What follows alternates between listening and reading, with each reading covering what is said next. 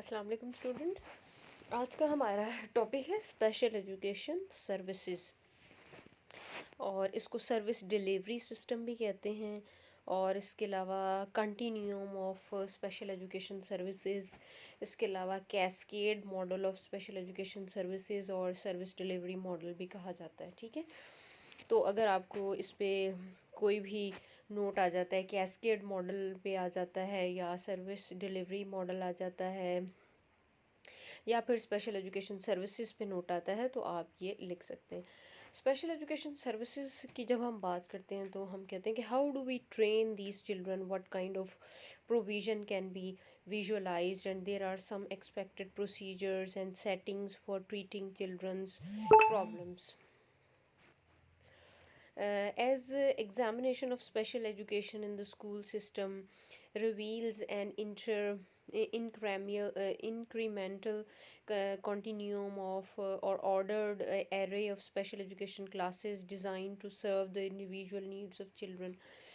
तो एक continuum of services बनाया गया स्पेशल एजुकेशन क्लासेस के लिए कि आपको सिंपल वर्ड्स में कह सकते हैं कि जिस तरह से डिफरेंट एक्सेप्शनैलिटीज़ हैं उनकी डिफरेंट ग्रेडिंग आप कह सकते हैं कि डिफरेंट दर्जे की हैं। वो मतलब ये कि अगर कोई विजुअल इम्पेयर्ड है, कोई हेयरिंग इम्पेयर्ड है, कोई मेंटली चैलेंज्ड है या फिज़िकली हैंडीकैप है, उनकी डिसेबिलिटी को देखा जाता है जब उनकी प्लेसमेंट करनी होती है कि आया कि वो माइल्ड है, मॉडरेट है, सिवियर है या प्रोफाउंड है। ठीक है, अब अगर तो वो बहुत ही सिवियर किस्म की होती है, प्रोफाउंड होती है कि जिनके लिए बहुत ज़्यादा इंतहाई केयर की ज़रूरत होती है और उनको बहुत ज़्यादा उनके लिए स्पेशल किस्म की स्पेसिफिक सर्विसेज की ज़रूरत होती है, तो उनकी प्लेसमेंट कहाँ की जाएगी। अगर उनमें कोई माइल्ड सी डिसेबिलिटी है, उनकी प्लेसमेंट कहाँ की जाएगी।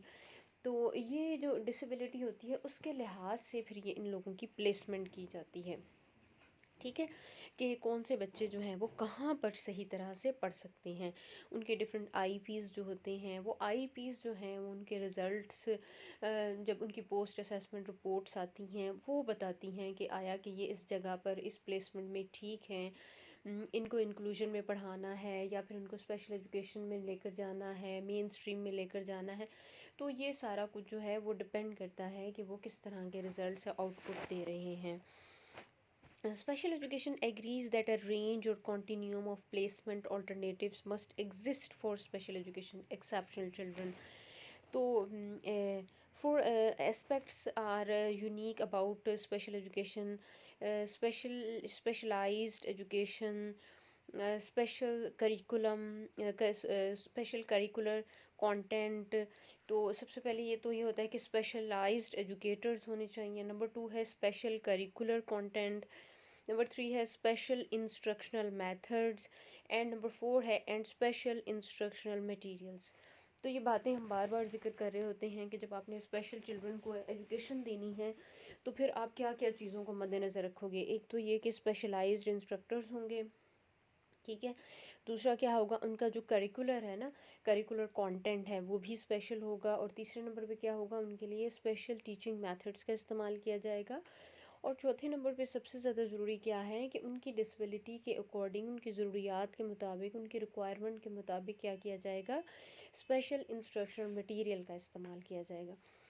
Prior to the mainstreaming trend, mainstreaming trend से पहले क्या था।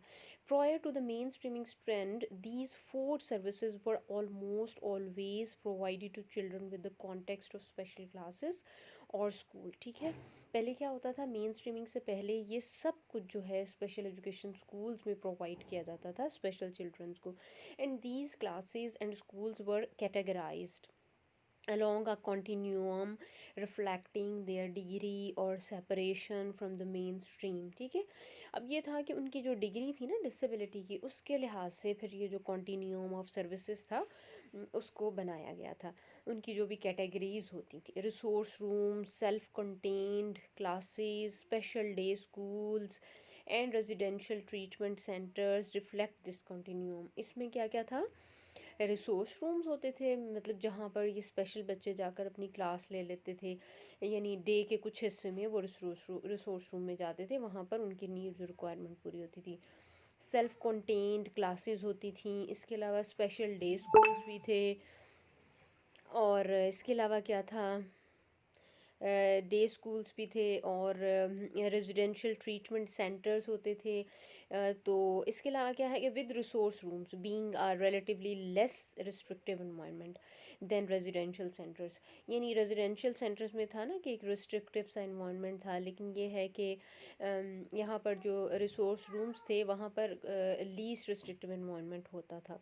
The goal is to place a child in the least restrictive environment relative to the severity of his or her handicap conditions. तो मकसद तो ये था कि इन स्पेशल चिल्ड्रन को कम से कम रुकावटी माहौल में रखा जाए, ताकि ये जो फुल अटेंशन इनकी लर्निंग पर हो सके, ठीक है। The goal is to place a child in the least restrictive environment relative to the severity of his or her handicap conditions. Therefore, even with the current trend towards mainstream programs, many exceptional children will receive some of their education in one or more of the special environment outside regular class. अब ये है कि ये जो बच्चे हो, इसीलिए ये होता था कि जो करंट ट्रेंड है मेन स्ट्रीम प्रोग्राम्स के लिए की तरफ, उसमें एक्सेप्शनल चिल्ड्रन जो हैं वो अपनी एजुकेशन स्पेशल एनवायरनमेंट के साथ साथ रेगुलर क्लासेस जो आउटसाइड रेगुलर क्लास से, रेगुलर क्लास में भी वो पढ़ते हैं, लेकिन उसके साथ साथ वो मेन स्ट्रीम जो उनकी क्लासेस होती हैं उनमें भी जाते हैं। रेजिडेंशियल स्कूल्स जो हैं वो उनमें क्या था, the residential schools has to purposes. जो रेजिडेंशियल स्कूल्स थे ना जहाँ पर एक्सेप्शनल चिल्ड्रन रहते थे, उनके दो पर्पस होते थे। नंबर ये कि the residential schools are primarily meant to provide 24 hours comprehensive education and care, and number two जो था, in certain cases where the care and management of severely disabled child possess problems, it is necessary to send disabled child to residential institutions. तो यहाँ पर क्या होता था कि अगर उनकी जो केयर है वो बहुत ज़्यादा, अगर वो बहुत सिवियर उनकी डिसेबिलिटी का ग्रेड होता था, और और फिर उनके लिए कुछ प्रॉब्लम भी क्रिएट हो रहे होते थे, तो फिर क्या किया जाता था कि इन बच्चों को रेजिडेंशियल इंस्टीट्यूशंस में भेज दिया जाता था। और इस केस में the aim is not education and it is just residential facility for care. अब पहले रेजिडेंशियल स्कूल्स में तो ये होता था कि उनकी फुल टाइम उनको एजुकेशन दी जा रही होती थी, कॉम्प्रिहेंसिव एजुकेशन थी, लेकिन जब अगर उनकी सिविरिटी ज़्यादा होती थी तो फिर उनको रेजिडेंशियल स्कूल्स की बजाय इंस्टीट्यूशंस में भेज दिया जाता था। वहाँ पे क्या होता था कि वहाँ एजुकेशन की बजाय उनकी बहुत ज़्यादा केयर की जाती थी और उनका ख्याल रखा जाता था, ताकि वो ट्रीट उनको किया जाता था इस तरह से कि उनकी जो सेहत है वो बेहतर हो सके। Education is an adjunct to the total program, and the children of either category are permitted to have as much contact with parents as possible, either by home visits, parental visits, or both. अब ये था कि हर category के जो बच्चे हैं उनको allow था कि वो अपने जितना ज़्यादा मुमकिन हो सके अपने पेरेंट्स के साथ पॉसिबल हो सके जितना भी पेरेंट्स के साथ कांटेक्ट में रहें, और या फिर या ये कि होम विजिट्स हों या पेरेंटल विजिट्स हों, दोनों तरह से हो सकता था। But the greatest advantage of residential institution is that they deprive children too of a chance to mingle with normal children. अब यहाँ पर ये था कि उनको नॉर्मल चिल्ड्रन के साथ मिलने जुलने का मौका नहीं मिलता था। बाकी सब उनका ट्रीटमेंट बहुत अच्छा था और everything was provided to them, but they could not mingle with the normal children and the children with their society and community. अब ये था होम बाउंड और हॉस्पिटल इंस्ट्रक्शंस। अब जो बच्चे जिनकी सिविरिटी लेवल बहुत ज़्यादा थी और जो होम बाउंड थे, उन लोगों के क्या होता था कि the instruction is provided to children in home या hospitals in case they are under a prolonged treatment for emotional problems, heart ailments, poliomyelitis, health problems, chronic health problems, and the special teacher goes to homes, hospitals to teach these children for a short period, and it is psychologically and educationally useful. अब ये था कि जो लोग ये जो hospitals में रह रहे थे और होम बाउंड बच्चे होते थे, तो उनकी ये था कि उनकी जो डिज़ीज़ थी वो बहुत ज़्यादा सिवियर होती थी, तो उनका ट्रीटमेंट बहुत लंबा हो जाता था क्योंकि उनके इमोशनल प्रॉब्लम्स थे, हार्ट एलिमेंट्स, पोलियोमाइलाइटिस या फिर पुराने उनके हेल्थ इश्यूज थे जिसको से ट्रीट करने के लिए उनको होम में रखा जाता था। और स्पेशल टीचर जो था वो उनके होम या हॉस्पिटल में उनको टीच करने के लिए शॉर्ट पीरियड के लिए जाता रहता था, और इसी तरह से ये एजुकेशनली और साइकोलॉजिकली भी अच्छा होता था। अब ये आपके सामने एक continuum of special education services है। अगर आप इसको ये देखते हैं, इसमें आपको बताया गया है कि सिवेरिटी के लेवल के लिहाज से किस तरह से बच्चों को डिफरेंट प्लेसमेंट्स जो हैं वो दी जा सकती हैं। तो हम देखते हैं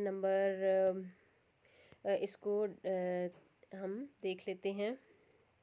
कॉस्ट ऑफ सर्विस है, और सर्विस ऑफ हैंडीकैप है, एनवायरनमेंटल रिस्ट्रिक्टिवनेस। अच्छा जी, अब यहाँ पर देखिए, जो एनवायरनमेंटल रिस्ट्रिक्टिवनेस है वो लीस्ट है, मतलब ये कि बहुत ज़्यादा कम से कम रिस्ट्रिक्शन होनी चाहिए माहौल में। और दूसरा ये कि जो सर्विस बहुत कम होनी चाहिए, और जो सिविरिटी लेवल है वो माइल्ड होना चाहिए। अच्छा, देखिए, सबसे पहले regular classroom with minor in class support. यहाँ से हम नीचे से देखते हैं। यहाँ से देखिए, अब ये देखिए continuum of special education services है, ठीक है। अब रेजिडेंशियल है, अभी हम बात कर रहे थे ना रेजिडेंशियल की, तो सबसे पहले जहाँ पे प्रोफाउंड डिसेबिलिटी है वहाँ पे रेजिडेंशियल उनकी रेजिडेंस दी जाती है। उसके बाद आ जाता है होम बाउंड और हॉस्पिटलाइजेशन। उसके बाद क्या होता है कि उनको घर में रखा जाता है, या फिर उनको हॉस्पिटल्स में ले जाया जाता है जहाँ पर उनका ट्रीटमेंट मुकम्मल जारी रहता है। उसके बाद आ जाते हैं स्पेशल डे स्कूल्स, यानी स्पेशल डे स्कूल्स में उनको रखा जाता है, वहाँ पे उनको स्पेशल एजुकेशन दी जाती है। उसके बाद आ जाता है special contained special classrooms, self contained special classrooms. अब ये है कि स्पेशल क्लासरूम्स होते हैं, वहाँ पर ये बच्चे जो हैं वो अपनी स्किल्स और अपनी जो हैं वो डिफरेंट जो भी रिक्वायरमेंट्स होती हैं उनके मुताबिक तालीम हासिल कर रहे होते हैं। उसके बाद आ जाता है resource room with limited hours of weekly non-instructional activities with regular classmates। अब यह है कि बच्चे जो हैं वो रेगुलर क्लासमेट्स के साथ पढ़ते हैं। और क्या होता है कि जो रिसोर्स रूम है वो लिमिटेड आवर्स के लिए होता है। लिमिटेड आवर्स ऑफ वीकली जो भी उनकी नॉन इंस्ट्रक्शनल एक्टिविटीज़ होती हैं उनमें लिमिटेड आवर्स के लिए रिसोर्स रूम जो है वो वहाँ जाते हैं। अच्छा, नेक्स्ट स्टेज में क्या होता है, resource room with several hours of daily regular classrooms instructions and non instructional activities.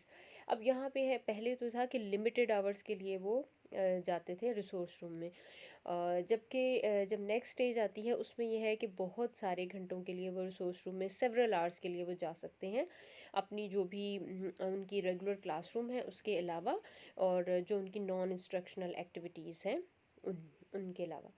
अच्छा जी, अब फिर आ जाता है regular classroom with daily resource room. अब इसमें है कि रेगुलर क्लासरूम जो है उसमें जाना है, और साथ साथ क्या करना है, रोज़ाना रिसोर्स रूम में जाना है, और जो भी उनके सप्लीमेंट्री प्रोग्राम्स हैं वो भी उन्होंने उससे भी फ़ायदा उठाना है। और फिर आ जाता है regular classroom with weekly itinerant services. अब यहाँ पर है कि रेगुलर क्लासरूम में बच्चे पढ़ेंगे, लेकिन ये होगा कि जो इटिनरेंट टीचर है, सफ़री उस्ताद है, वो इनकी क्लासेस में वीकली जाएगा और इनको जो भी प्रॉब्लम्स होंगी, नीड्स और रिक्वायरमेंट्स होंगी वो इनको पूरा करेगा। इसके बाद आ जाती है लास्ट स्टेज, वो है regular classroom with minor in class support. उसमें क्या करना है कि रेगुलर क्लासरूम में बच्चा पढ़ेगा नॉर्मल बच्चों के साथ, और क्या करना है कि वो उसको माइनर सी जो है वो सपोर्ट दी जाएगी, जो कि उसकी डिसेबिलिटी, जो माइल्ड डिसेबिलिटी है उसके मुताबिक होगी। तो ये तो था एक continuum of special education services. अब इसी की डिटेल्स जो है वो हम पढ़ रहे हैं। जब हम बात करते हैं स्पेशल डे स्कूल्स की, in many countries, special day schools for various categories of handicapped children have been set up, and these tend to be cheaper than special residential schools. अब ये है कि जो स्पेशल रेजिडेंशियल स्कूल्स हैं उनसे तो ये काफ़ी चीप, मतलब सस्ते पड़ते हैं जो स्पेशल एजुकेशन के डे स्कूल्स होते हैं। In large cities special day schools care to the needs of one type of disability, but in small cities they are meant for two disabilities. अब ये है कि जो लार्ज सिटीज़ हैं वहाँ पर तो ये है कि ये एक डिसेबिलिटी को डील करते हैं, जबकि जो स्मॉल सिटीज़ है वहाँ पर ये दो डिसेबिलिटी को डील करती है। And the defect in this system is that children are isolated from normal children. इसका डिफेक्ट क्या है कि स्टूडेंट जो है वो अपने नॉर्मल पीयर से अलहदा हो जाते हैं। अब आ जाती स्पेशल क्लासेस। अब स्पेशल क्लास क्या है? Special class is a self contained classroom in regular school where a category of disabled children are admitted, and there may be more than one special class depending on the number of children and the type of disability. अब यहाँ पे है कि self contained classroom है, regular school के अंदर ही होती है, जहाँ पर जो डिसेबल्ड चिल्ड्रन हैं डिफरेंट कैटेगरी के वहाँ पर दाखिल होते हैं। और फिर ये कि ये होता है कि एक से ज़्यादा स्पेशल जो हैं वो हो सकते हैं स्पेशल क्लासेस। और ये है कि वो डिपेंड करता है कि जो बच्चा है उसकी डिसेबिलिटी क्या है। And this is specially meant for mentally retarded, और ये ख़ास तौर पर ये होता है कि स्पेशली मेंटली रिटार्डेड चिल्ड्रन जो होते हैं ये उनके लिए बनाई जाती है। और इसमें यह है कि स्टूडेंट्स जो होते हैं वो स्पेशल क्लासेस में इंस्ट्रक्शंस रिसीव करते हैं, और अपने नॉर्मल पीयर से आमतौर पर दूर रहते हैं, मतलब स्पेशल क्लास में ही उन्होंने रहना होता है, नॉर्मल पीरियड्स के साथ नहीं रहते। अच्छा जी, रिसोर्स रूम ये है कि इन दिस प्रोग्राम एक रिसोर्स रूम होता है। रेगुलर एजुकेशन जो सिस्टम है उसके अंदर रिसोर्स रूम बना दिया जाता है। उसमें ये होता है कि एक्सेप्शनल चिल्ड्रन की जो भी इंस्ट्रक्शंस हैं, कोशिश की जाती है कि जो उनकी डिसेबिलिटी की जो रिक्वायरमेंट्स हैं वो उस रिसोर्स रूम में जाकर पूरी की जाएँ। In this program, exceptional children or children with special needs, usually belonging to a single category, may be placed in a school for normal children, and they participate in regular classroom programs to the extent possible. For some time, they go to resource room where a specially qualified teacher instructs them in the use of special equipments and in overcoming special problems, and they may encounter in keeping up with the academic or extracurricular activities. अच्छा जी, ये तो है कि बच्चे regular classroom में ही पढ़ते हैं, लेकिन ये कि स्पेसिफिक टाइम के लिए वो जाते हैं रिसोर्स रूम में, और वहाँ पे स्पेशली जो है ट्रेन टीचर उनकी मदद करता है। The resource room activities can be of 3 levels. Number 1 है resource room with limited hours of weekly non instructional activities with regular classroom. Resource room with several hours, पहले है कि वीकली के वीकली लिमिटेड आवर्स के लिए उसको weekly resource room में जाता है वो। फिर ये है कि resource room with several hours of daily regular classroom. अब क्या करना है कि रोज़ाना उसने कुछ घंटों के लिए जाना है। और सी में है regular classroom with daily resources room supplementary program. इसमें उसने रेगुलर क्लासरूम में जाना है और डेली रिसोर्स रूम में भी जाना है, ठीक है, और जो भी सप्लीमेंट्री प्रोग्राम चल रहा होगा। इन this system which varies in degree of integration and use of resources, the exceptional child is enrolled in the regular classroom and he receives much of his instruction there, but he goes to the resource room to receive specialized instructions and use specialized equipments. And this plan is suitable for any type of child who can succeed a regular classroom with provided with extra assistance. And this resource room is well equipped with staff and equipment, and the child become integrated with normal children academically and socially, and in addition to his physical integration. यानी ये उन बच्चों के लिए है जो कि regular classroom में भी पढ़ सकते हैं, और फिर जो उनकी थोड़ी बहुत ज़रूरत होती है वो अपनी जो भी स्पेशल नीड्स होती हैं वो रिसोर्स रूम में जाकर पूरी कर लेते हैं। इस तरह से एकेडमिकली वो अपने नॉर्मल पीयर्स के साथ भी ताल्लुक़ रख रहता है और जो भी उनकी स्पेसिफिक नीड्स हैं वो भी पूरी होती रहती हैं। अब आ जाता है regular classroom with weekly itinerant specialist. अब इसमें क्या होता है कि रेगुलर क्लासरूम में बच्चे पढ़ते हैं, लेकिन वीकली एक सफरी उस्ताद जो है, जो स्पेशली ट्रेंड टीचर होता है, वो उनकी क्लासेस का विज़िट करता है, उनके जो भी प्रॉब्लम्स होते हैं उनको सॉल्व करने की कोशिश करता है, उनकी जो नीड्स हैं, जो रिक्वायरमेंट्स हैं उनको भी सॉल्व करने की कोशिश करता है। और जो रेगुलर एजुकेशन में जो टीचर होता है उसको भी जो भी उसके प्रॉब्लम्स होते हैं वो सॉल्व करने की कोशिश करता है और उसको बहुत सी नॉलेज और ट्रेनिंग्स और इंस्ट्रक्शंस और मेथड्स के बारे में बताता है। Under this system, an exceptional child receives assistance from an itinerant teacher but is enrolled for all his classes under a regular teacher in the neighborhood public school। ठीक है, इसमें यही कुछ आ जाता है। उसके बाद आ जाता है, अच्छा जी, ये कुछ सर्विस डिलीवरी सिस्टम की कुछ वेरिएंट्स हैं, जैसे पोर्टेज है। इसको थोड़ा सा हम और एक्सप्लेन कर लेते हैं। Special day schools have been organised for different groups of exceptional children, specially the emotionally disturb, physically handicapped, trainable, mentally retarded and multiple handicapped. Special schools are located some distance from the regular schools and this segregates children and staff, and limited interaction with non-handicapped peers takes place. Homebound or hospital services are provided primarily for children with serious health complications। ये हमने पहले discuss कर लिया है कि जो mild category के बच्चे होते हैं उनको आमतौर पर ये किया जाता है, रेगुलर क्लासेस में रखा जाता है, लेकिन रिसोर्स रूम से या इटिनरेंट टीचर से उनको हेल्प मिलती रहती है। जबकि जो ज़्यादा सवेयर कैटेगरी के बच्चे होते हैं उनको आमतौर पर होम बाउंड या फिर हॉस्पिटलाइजेशन जो है उनकी की जाती है। अगर हम बात करते हैं कुछ सर्विस डिलीवरी सिस्टम के कुछ वेरिएंट्स की, उसमें पोर्टेज है। Portage training is use for children at risk. Portage training आमतौर पर उन बच्चों के लिए यूज़ होती है जो रिस्क पर होते हैं, और for those having learning difficulties और डेवलपमेंटल डिलेज और mental relation retardations, and it is need based participatory family training and as child in child care and development. ठीक है, पोर्टेज में क्या है कि बच्चों के जो वालदैन हैं उनकी ट्रेनिंग की जाती है, उनकी फैमिली की ट्रेनिंग की जाती है कि उन्हें बच्चे की केयर कैसे करनी है, उसकी डेवलपमेंट जो है उसमें किस तरह से डिफरेंट जो भी हैं जो पहलू हैं उनका ख्याल रखना है। इट इज़ होम बेस्ड, और ये होम बेस्ड होती है। ठीक है, उसके बाद आ जाता है it involves parents, grandparents, siblings, and who act as child's primary therapeutic teachers.